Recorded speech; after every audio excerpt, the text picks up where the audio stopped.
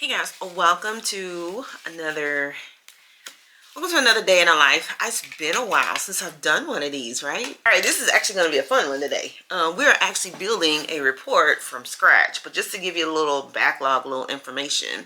I've been working on this for a while because I did not have all of the columns that I needed, or the fields that I needed to be able to build out the full code for me to be able to create the report. So this is one of the most popular interview questions that they'll ask you is, tell me about a time where you didn't meet deadline. So this will be one of the times where you will actually not meet deadline because you don't have all that you need to be able to complete the task. For me, I literally had to go back to the source and say, hey, I'm missing this column, and this column. And so what they want me to do is to pull those reports from that platform and actually recreate them in Power BI so I can automate them. And that way they can basically, use the report as they will. In the meantime, I am going to go ahead and build the report, but based on historical data. Does that make sense? So I'm going to build on historical data until I can get the new information. Then I'll update my query and then refresh the report to show current data. But as of right now, we're just going to use the data that we have. So that's what we're going to do. So we're building a report from scratch. Yay. So I am actually using Power BI. That is what I actually work in here. And so they're giving me 4 hours to complete it because it is a lot of reports that have to be done. The one thing I do love about creating reports is the fact that I do get to be very creative, and they're allowing me to use my creative design and create it however I like. But as of right now, I'm just going to just create just the actual the way they see it right now, and then I will build onto it. But let me just get the foundation down.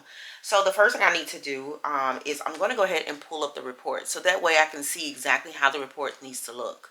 And then after that, I'm going to start building this out. Once I'm building it out, everything looks great and things of that nature. Like I said, for the first day, just for today, I'm going to spend the first 2 hours only building out the parts where I know I have to put in certain fields. And then tomorrow, for the last 2 hours, then I will go ahead and complete this report by actually putting in the year over year by using my DAX queries for that. I'm going to try to build out as much as I possibly can. So my 2-hour clock actually starts now.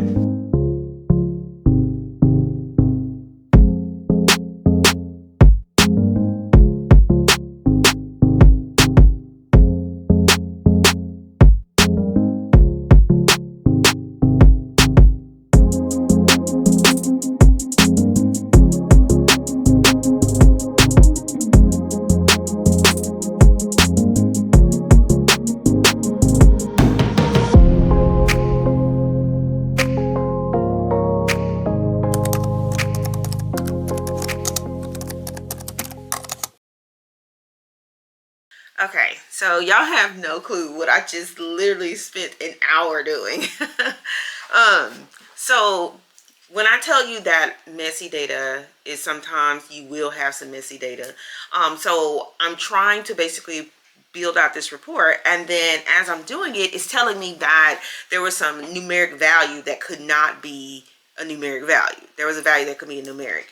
And so I went back to SQL to figure out what it was. And they have the word infinity written in one of the columns. But this is the thing. It's not just one column. It's just about all of them.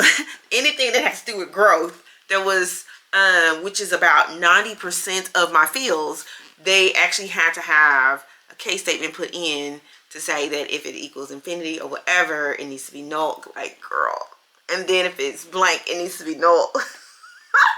So I had to deal with blanks. So that's going to be the thing when you're working in this field and you're trying to create yourself and write your code and stuff like that. So I had to make sure that you got to make sure that there's no null values, that there's no blanks, that there's no words and things like that. So with you having to make sure that you validate your data to make sure the data is right, that's what I mean by that. You have to make sure that the data that you're using is good.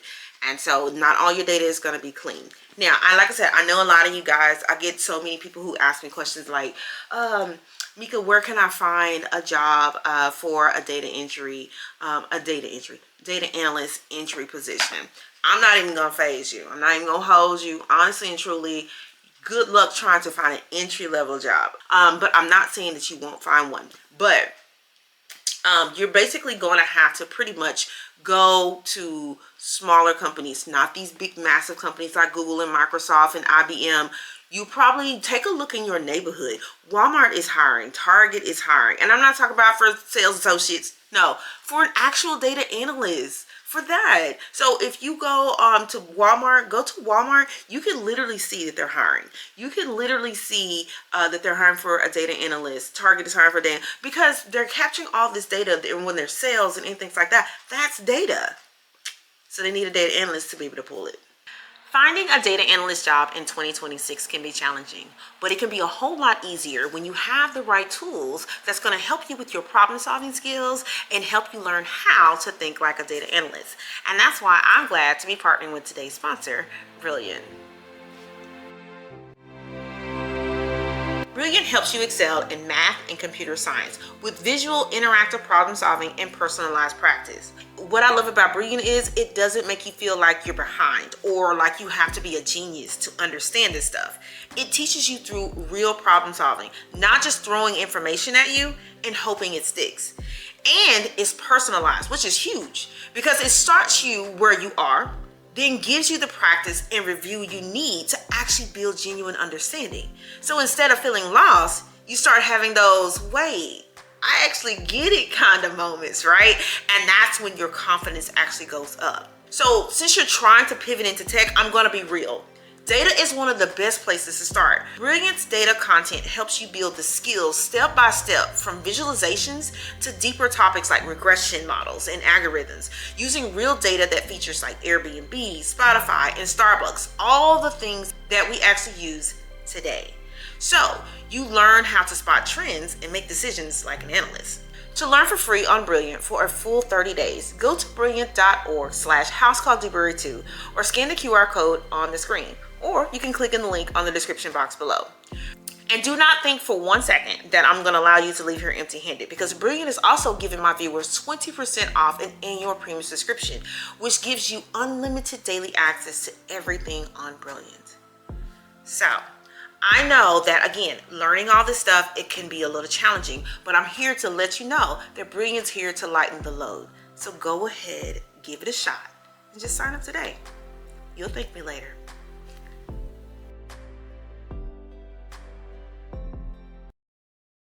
All right, good. This is looking real good. This is looking real good. Okay, perfect.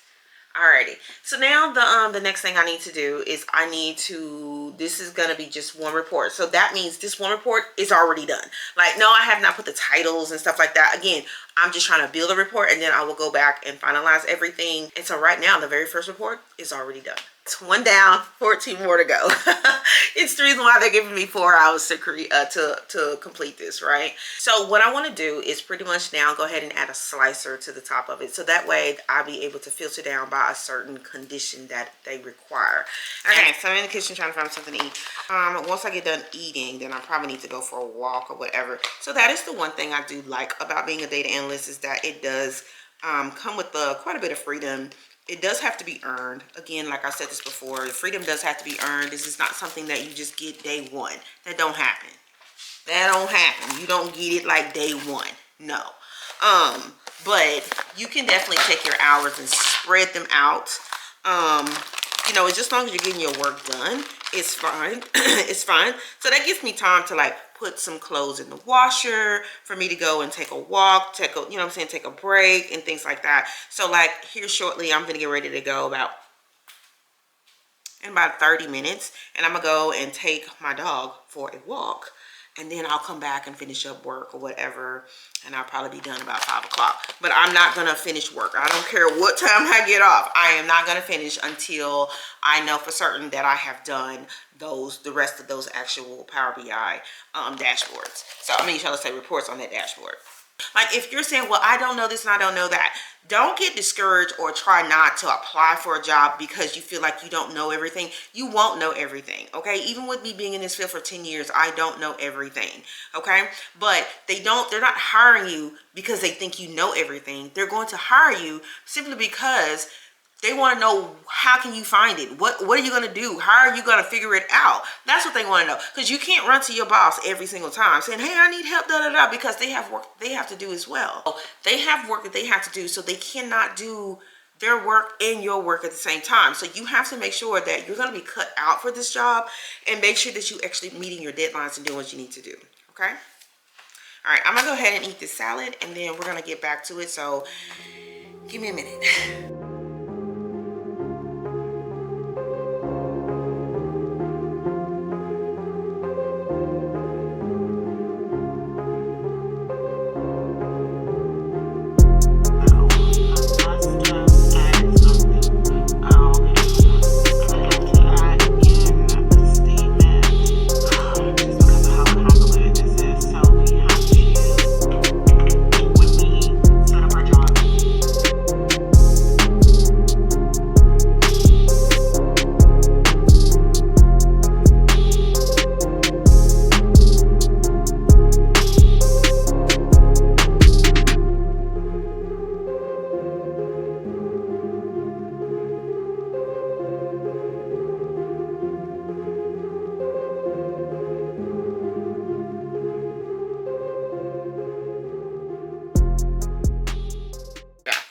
Alrighty, so we pretty much got all four of the reports into the dashboard that I need, and each one of the reports are going to be on their very own separate tab because they are four different types of reports. So I'm about to actually document inside the ticket what I have done so far. This is very, very crucial that you learn how to do that. Documentation is everything, because if you don't document it, it didn't happen. Okay, so it's going to be very important that you go back whenever you get done, finish doing whatever you need to do. Even if you don't finish for the day, just go back in, adjust your time, put how much time you spent working on this one report or that one ticket, and then document what you've done. So that way, if you ever like out of the office or anything like that and someone asks, hey, what's the update on that, they can go back to your ticket and provide that information on your behalf if you're out of the office or something like that. Okay, and then also it allows your manager to be able to see exactly where you are with this particular ticket or project. So it just pretty much keeps everybody in the loop, and then also it helps you. So sometimes you may do it today, like today is Wednesday, so you may do it today, but I may not get back to this again until Friday. So I am not going to always remember exactly what I did on Wednesday. So when Friday comes, if I go back and look at my notes and I say, oh, this is where I left off, I'm real good at putting like next step, needs to do da da da da. So that kind of like helps me. So yeah, so documentation is going to be something that you're going to have to learn how to do. So when you talk about communication, it's not just verbally, but you also got to make sure that your documentation is stellar as well.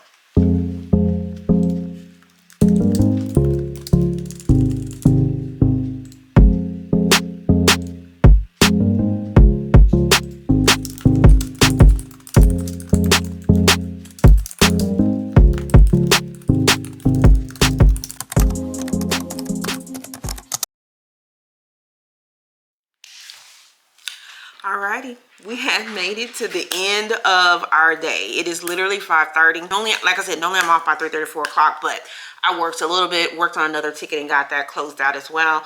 I didn't have much time left on that one, so I was able to just knock that one smooth on out and just close it out finally. So again, we're at the end of our day. As you saw, I closed my laptop for the day. But I did go ahead and make out my schedule for tomorrow because I do have stand-up tomorrow. So I went ahead and made out my schedule so I know exactly what I need to do tomorrow. There's quite a few more tickets I still need to get done, but I did end in the green, so that's a good thing.